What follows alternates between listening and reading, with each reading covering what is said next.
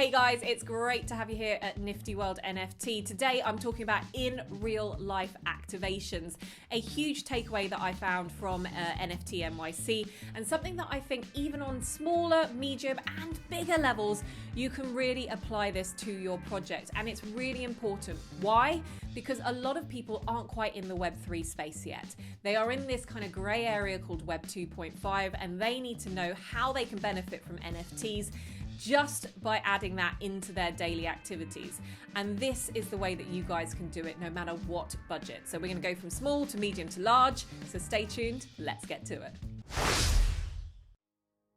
Okay, so if you have a small budget, but you have an NFT collection and you really want to provide that return on investment for your NFT holders, then there are lots of things that you can do to bridge that gap between what you want to do purely in the digital space and what you want to give your holders in real life. Now, the importance of this is that people need to feel valued, and it's important that you as a creator don't forget that.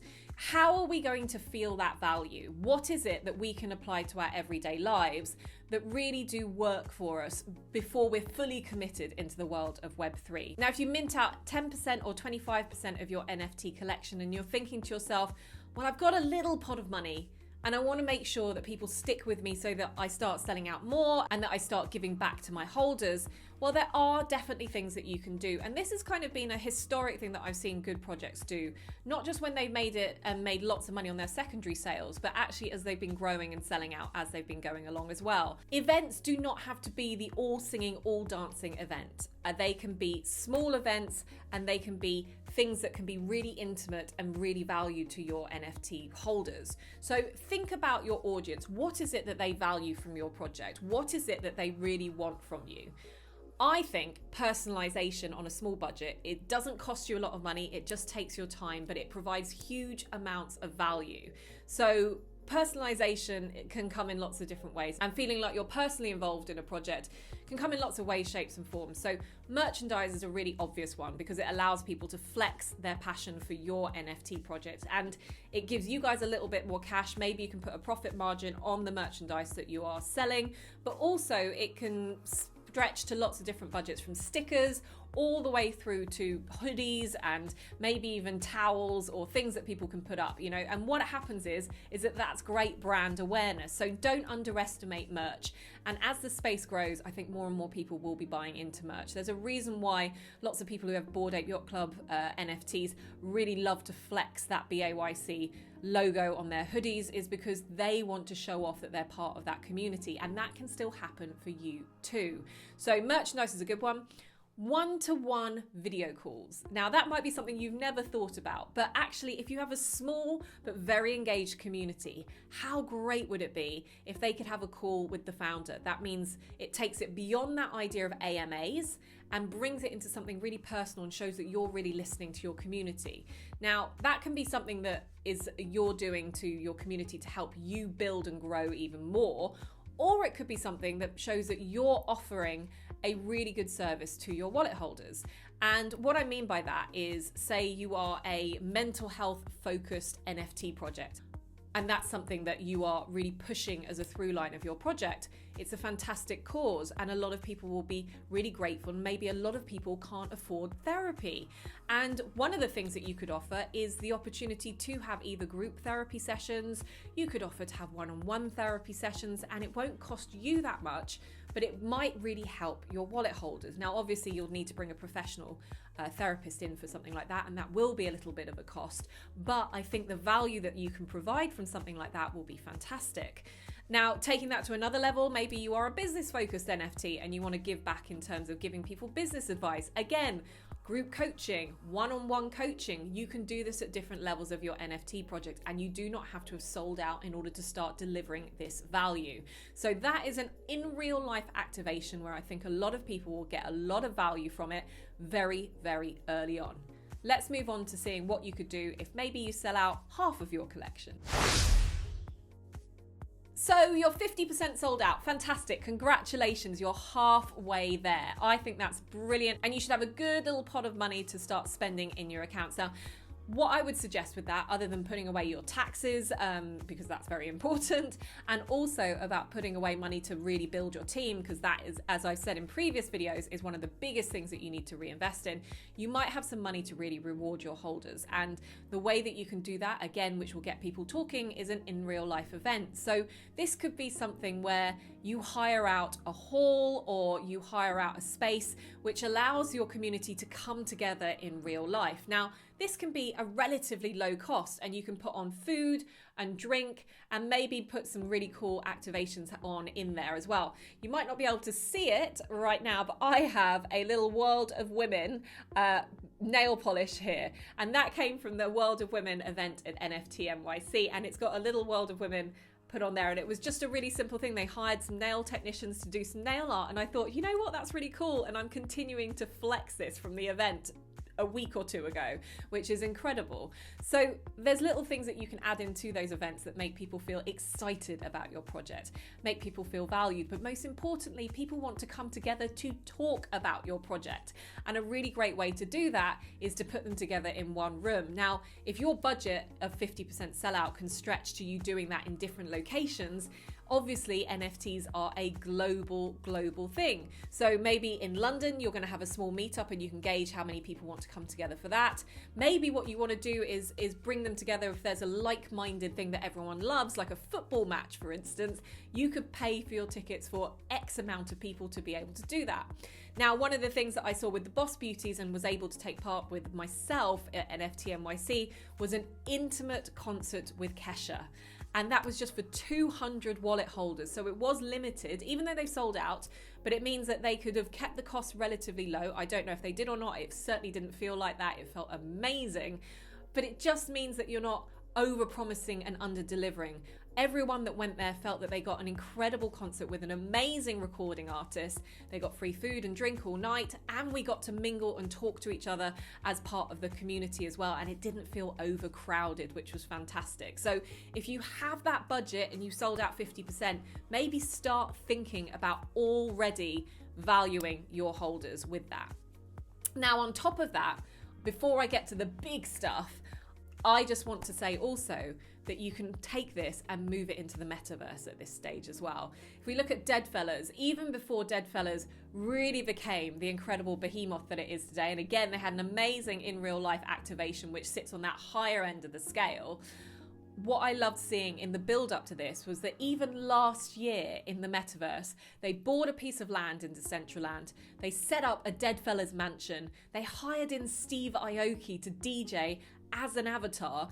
And you, as a wallet holder, had exclusive access to being able to take part in this particular activation. So it was a fantastic event for lots of Deadfellas holders. They felt like they had something exclusive. An access concert to Steve Aoki is huge. And it was something that they could afford to do at a stage where, although they had sold out, they weren't as big as they are now. So think about how you can push the boundaries to really add that value for your wallet holders. Now, the final thing for that middle stage as well is something that I think came from an upstart as well, which is Goblin Town. They did a really clever thing around NFTea NYC where they took a burger truck, hired a couple of actors, and served free burgers and really did go to town with the acting. There was not one word that was spoken by these actors that wasn't gibberish. And that's totally in tune with what Goblin Town is all about. They're all about the lore and the storytelling of their particular project. And with that, it really worked. It got people talking. I remember taking a video, sharing it online, and it got loads and loads of traction because people were so intrigued by this. And all it cost was the cost of a burger van, some burgers, and a couple of actors. Really, really clever piece of marketing.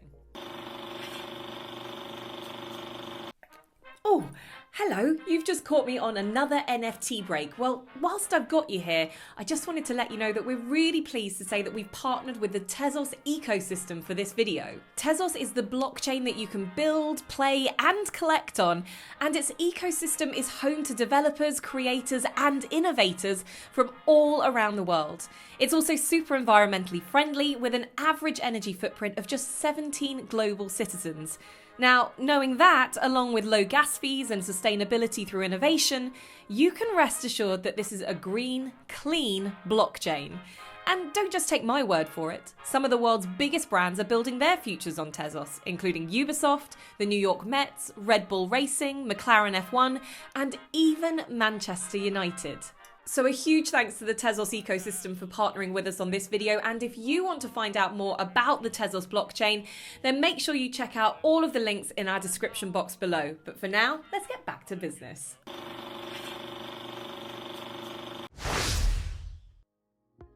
And the final thing, and I'm not going to dwell on this because this is going to be a long way off for a lot of you guys, but it is something to aspire to. It is the big, all singing, all dancing in real life activations.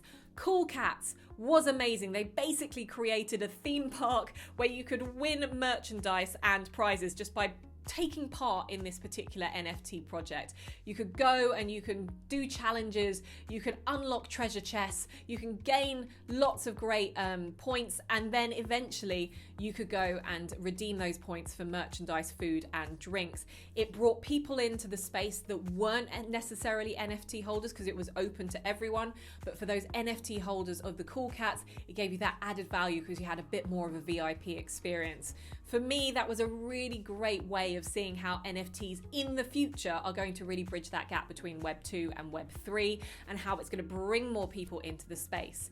Now, beyond that, we had something that I also attended, as well as the Cool Cats event that I attended.